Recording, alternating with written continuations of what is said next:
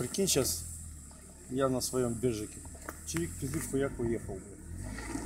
Они в шоке будут.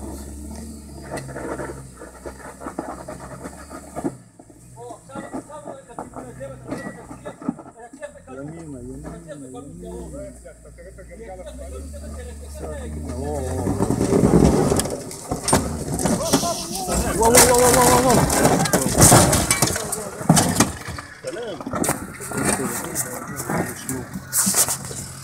וואי, צלם את מה שיש פה, מתחת למנוע.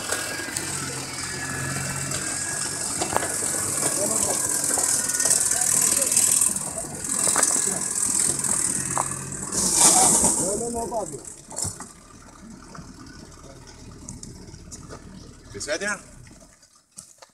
ירון? הכל בסדר ירון? זיו? זהירות, בוא נראה איך אנחנו מוצאים. תנסה לפתוח את הדלת. רגע, דקה, הכל בסדר.